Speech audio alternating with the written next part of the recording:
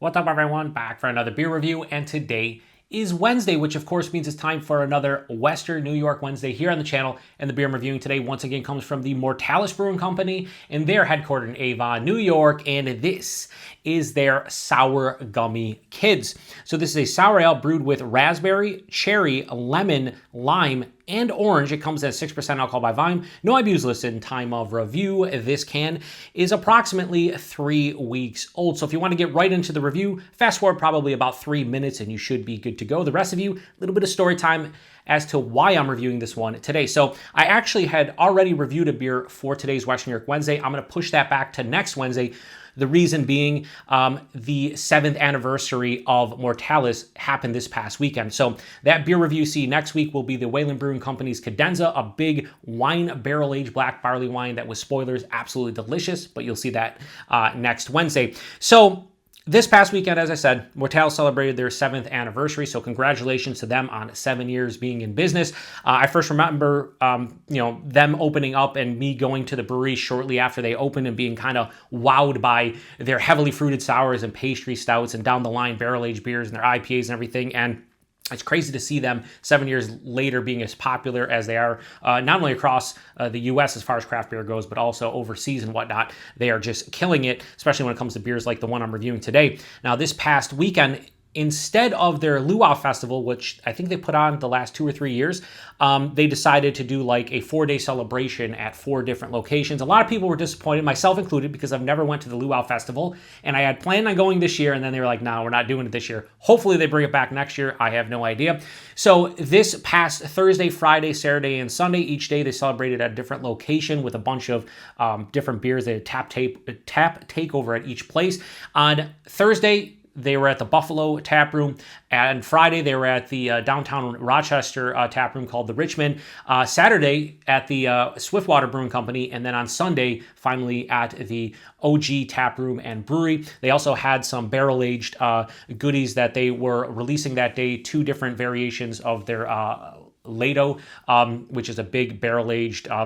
It tastes like amaretto. Like, it's a fantastic. I've had the base beer of that, never had any of the barrel-aged variants, but I know the pear brandy one is highly sought after, and that they were releasing that and a cherry brandy version. Unfortunately, now I'm reviewing this before those are happening.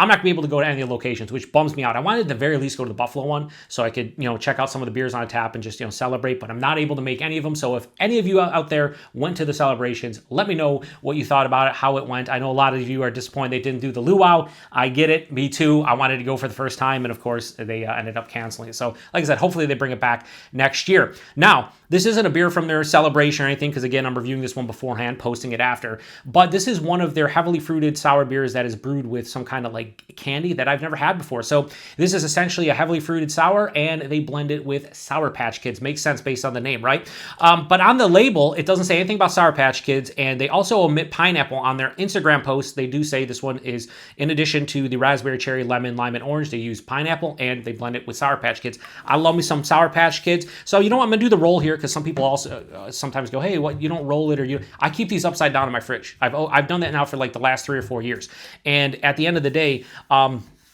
it works the best. Plus, I'm going to pour all of it into the hashtag proper glassware, so it should be fine. But anyway, let's crack this one open, get in the glass, see what we got going on. Now, hopefully I didn't agitate it too much where it spews here. Oh, this is a fill to the top. Jesus. Now, a lot of you know that I hesitate opening this. When you crack open these, and I got my screens everywhere, I don't want this to go everywhere. And sometimes this fucking shit sprays everywhere out of the can. So that's the reason why I'm hesitant a lot of times. Anyway, we're going to pour it into the, like I said, the hashtag proper glassware. It's a Mortalis. Basically, this is for heavily fruited sours. Now, as you can see, pouring out like syrup, because this is a heavily fruited sour with all those fruit purees. So yeah, I'm really looking forward to this one. Full disclosure, I've never had this one before. It's one of the few that I haven't had. Like, they do one with Skittles, the red, white, and blue. I've had that before. They've done ones with Starburst. I've had them before, but I have never had this one. We got a little Dirty Glass Mafia going on. So as it goes with a lot of these kettle sours that are heavily fruited, they usually will have a head off the rip, and then it'll turn into this, which just looks like fruit puree in a glass. And that's what's going on here, which I'm okay with, because that's pretty much what it is. So it has this deep like purple color, a little bit more reddish purple on camera. It has the pectin you can see at the sides, leaving the remnants there of the fruit puree. But yeah, I mean, at the end of the day, it kind of looks exactly how I'd expect a beer like this to look. Really nice. Big cherry and raspberry. The first two fruits in there. Yeah, 100%. But you know what I like about this one? It's giving me a perceived like tart sour thing. There's also like a little bit of salinity, like it's almost a goza, but it has a minerality. It's like more of the sour showing through in this one. But then you get that nice, beautiful, crystallized Gummy Patch Kids kind of note. Like it has a sweeter, like confectionery, it has a crystallized kind of sugar that's on the outside of them. The citrus is here, but it's like a tertiary player. It's really the raspberry cherry and the Sour Patch Kids. And again, more of the base beers come at the forefront. It smells like it's going to be beautifully sweet and tart, which is exactly what I want out of Sour Patch Kids. They're sour. They're also sweet. That's what I want this beer to be. Yeah, it smells exactly how I thought it would. Maybe not as intense with that Sour Patch Kid note, but man, it smells pretty good. And you guys know I don't review a lot of these and I don't drink them as much anymore. I've had some sent to me recently and I picked up a couple myself, so be a little bit more heavy on these reviews over the next month or two. But when I mean heavy, I usually post like one a week. But anyway, let's get into it. Cheers, everybody. And once again, happy 7th anniversary to Mortalis.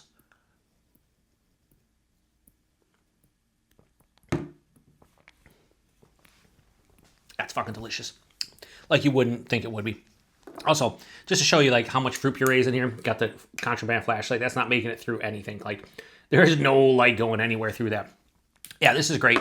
Again, these to me are novelty beers. These are beers that I'm never going to session these. I call them flight beers. I want them 4-6 ounces.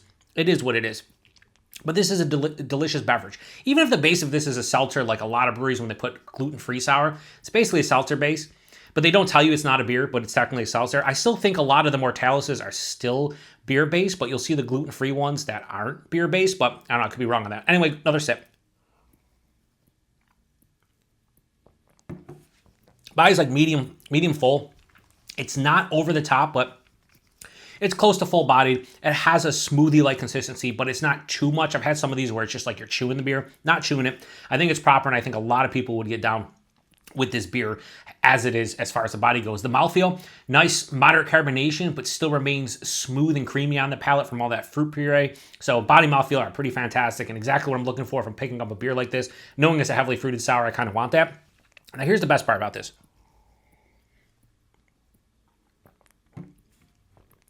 A lot of folks out there, myself included, have kind of fallen off the wagon with these beers and don't buy them as much because a lot of them are too sweet and they don't have enough of that tart/sour kind of feeling from the base beer. This does not have that issue. This has an omnipresent, I'd say firmly tart into low sour quality to it, which I really do appreciate. It makes it way more drinkable, way more balanced, and it just doesn't dominate from a fruit perspective. And that's kind of where I am now. That's why I usually pick these up in flights, or if I go to my favorite local bottle shop choice, Brewed Bottle, Lewiston, New York. Shout out to Chris. I did pick this up there. I'll get them on tap when he has them because he usually has one dedicated, like heavily fruited lineup. Or if I crack open a can like this, share with people, I only want like 3 or 4 ounces. That's all I want. I'm going to be able to drink the rest of this because it has a balance to it. Now, even with all those fruits in here, I'm not going to tell you this is an incredibly complex, heavily fruited sour. To me, the raspberry and cherry kind of dominate, and I'm getting more like a lemon lime kind of punch. No pineapple to speak of. It doesn't say it on the can, but it did say it on Instagram, but I think it got kind of lost here. But it has a nice, like almost mixed berry cherry kind of vibe from front to back. There is that lemon lime kind of like almost soda pop kind of vibe to this one.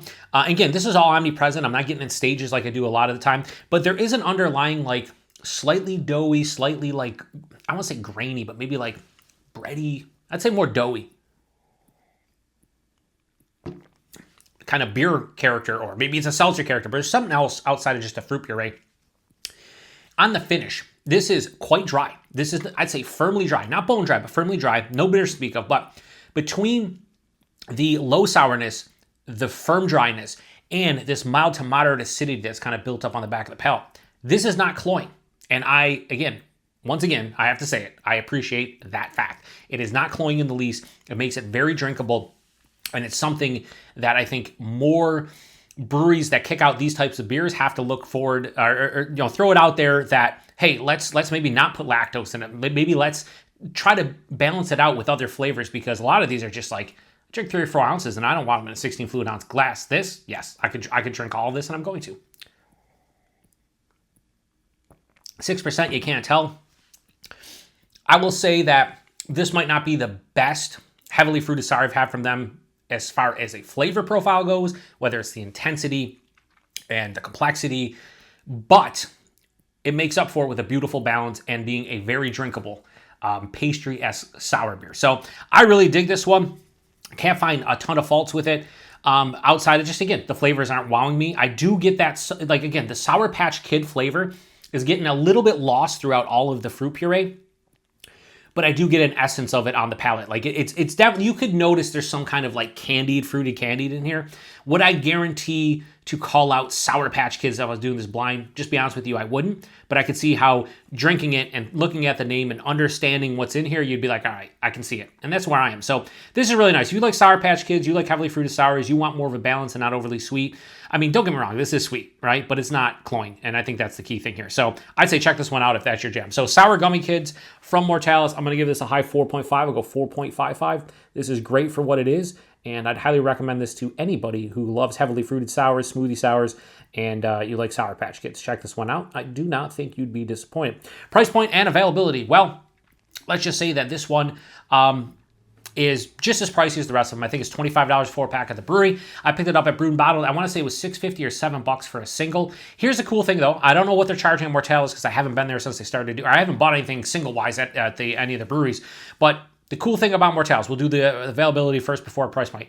They now do singles at Mortalis, I think all 3 of the locations, and they do mixed like 4-packs too. So you can go to Mortalis now and buy an entire mixed 4-pack of the beer. I've been an advocate of that for many, many years now. I know logistically speaking for some breweries they can't do it, but it's awesome. If I walk into Mortalis, I'm like, oh man, I tried, these 3-4 beers on tap. Instead of having to buy an entire $25 4-pack of all the beers and then share the others one, or spend months drinking them down, I can just buy a mixed 4-pack, and that is awesome. So kudos to Mortalis on that, and also kudos to the aforementioned Chris for carrying their beer. So the price point, $25 4-pack, I'm pretty sure. I don't know what singles are on Mortalis. I paid $6.50 or $7 at Chris's. Chris has to jack it up, 50 cents a buck a can to make some money, obviously. I'm okay with that. But I imagine at Mortalis probably same thing. Maybe it's like $30 a 4-pack, or maybe like, $7 a can or something. That's cool. I want to see more breweries do that. If Mortalis can do it, I'm sure there's a lot of other breweries out there that can do it. I think it's awesome. And it makes you want to try more. There's a lot of breweries in my area. They just sell 4-packs and 6-packs. I won't buy those beers because I'm a guy who reviews 1 beer a day. I don't drink a ton outside of the channel. So I want to try different stuff. Or if I revisit stuff, I don't want to have to buy, like even if I want to go back to a favorite, I don't want to have to buy a 4 or 6-pack, maybe 1 or 2 cans. So it's awesome they do it. So anyway, huge congratulations and to Mortalis on 7-year anniversary. That is awesome. Hopefully they do it for 7 more years and maybe even further into the future. That would be awesome to see. And I got to get to the brewery at some point. My one friend, Kenny, now works, I think, at the Buffalo tap room, so I'll have to go figure out when he's working one night and go over there and drink for a couple hours. So anyway, if you've had this one before, please post in the comment section. Let me know what you thought about it. Sorry for the longer Western New York Wednesday, but I kind of want to talk about their anniversary and whatnot. But be on the lookout next Wednesday for that Cadenza review. I think I even referenced in the review like a beer that I'm drinking. I think it was the Tropical Hop Slam. You should see that the day before this. And I think I mentioned that review. Like, you're going to see it. I did them out of order. So it is what it is. What are you going to do? Anyway, check back next Wednesday for another Western New York Wednesday. Until then, cheers.